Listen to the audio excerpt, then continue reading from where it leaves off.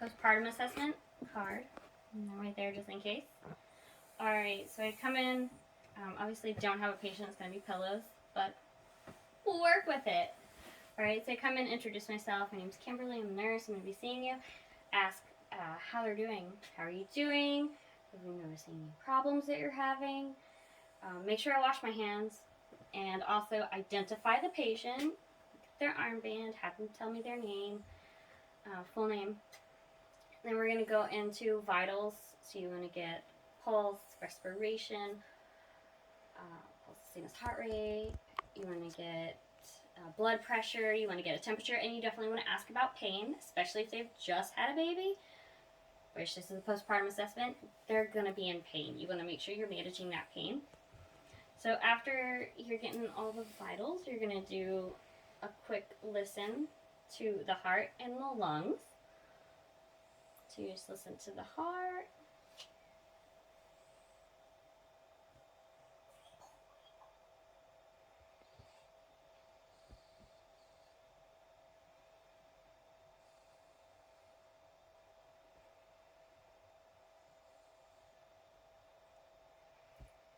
You listen in the 5 areas, and then we're going to listen to the lungs. I'm going to take a deep breath. Deep breath. Sides. And then you'll have them sit up. You listen on the back. And while you're listening on the back, you also want to check CVA, so costovertebral angle tenderness. Check and make sure that they don't have anything going on with their kidneys, urinary tract infection, kidney stones. You would have them sit up. And right at this angle here, where the ribs meet the spine, you'll put your fist and hit, and that will check that, and you can have them lie back down. You're going to take a quick listen to the bowel since we're auscultating, starting in the right lower quadrant.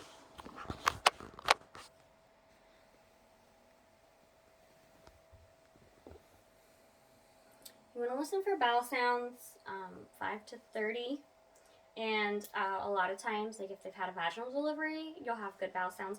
It's when they have a C-section that you're concerned about them possibly not having bowel sounds and having some issues there.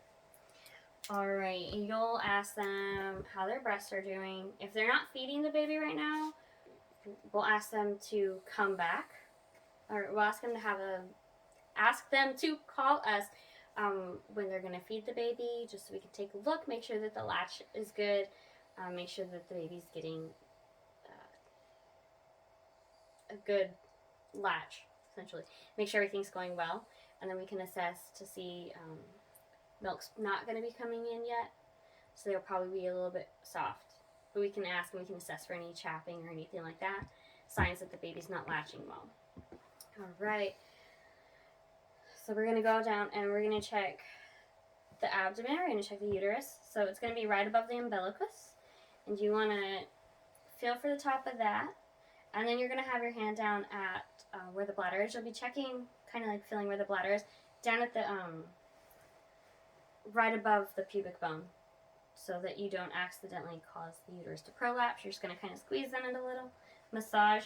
And then you'll also be able to look and see if they have any clots, anything going on as far as with their lochia. Make sure they're not passing any big clots and bleeding a lot. So we've checked the bladder. I'm going to listen to the bowels. When you're feeling for the uterus, if it's over deviated to the right a little, it could be a sign that they need to empty their bladder. So that's something to keep in mind. After they empty their bladder, though, that you should feel it above the umbilicus, it should be midline. So then we're going to check, we already listened to the bowels. They should have a bowel movement 2 to 3 days, within 2 to 3 days of having the baby, giving birth. And you want to make sure, as well with the bladder, that they're voiding and that it's not painful. It shouldn't be painful.